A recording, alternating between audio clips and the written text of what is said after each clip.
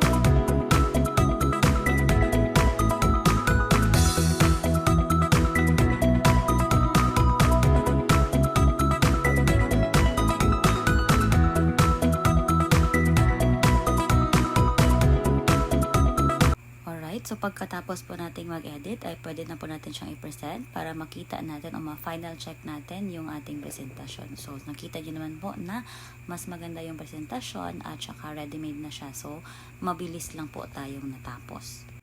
Pwede po natin siyang i-download into JPEG, PDF at saka PPT para magamit po natin offline.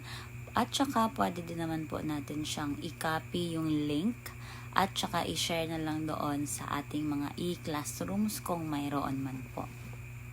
Ngayon naman, punta tayo sa ating ikatlong kagamitan pang pagtuturo. Yan po ay Duck Race. Ito po ay magagamit natin online.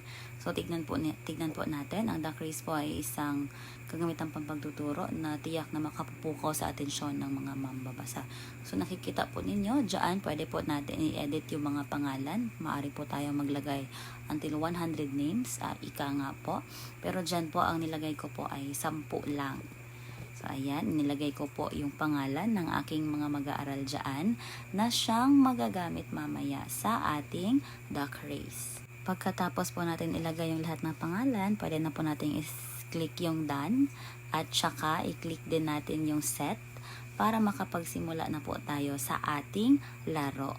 At dito na nga po magsisimula yung fun kasi po tatakbo sila dyan sa loob ng 10 segundo at kung sino man yung unang makapupunta sa finish line, siya yung sasagot sa iyong tanong o depende na po sa diskarte ninyo kung tanong ba yan o kahit na ano pa ang larong yan. So sa puntong ito, ang nanalo ay si Dami. So si Dami yung tatayo at magpa-participate sa klase mo. So, ang larong ito ay tiyak na makapupukaw talaga sa atensyon ng ating mga mag-aaral dahil tiyak talaga na sisigaw sila dito dahil kakabahan sila, natutuwa. So, maraming emosyon po yung mapupukaw natin dito sa larong ito. At subok ko na po ito dahil palagi ko po itong ginagamit sa aking klase noon pa man.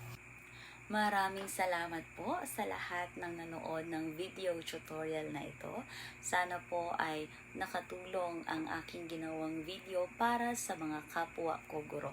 At patuloy lamang po tayo sa pagtuklas ng iba't ibang interaktibong kagamitang pampagtuturo na tiyak na makapupukaw sa atensyon ng ating mag-aaral at tiyak na makapaghahatid sa kanila ng ganap na pagkatuto.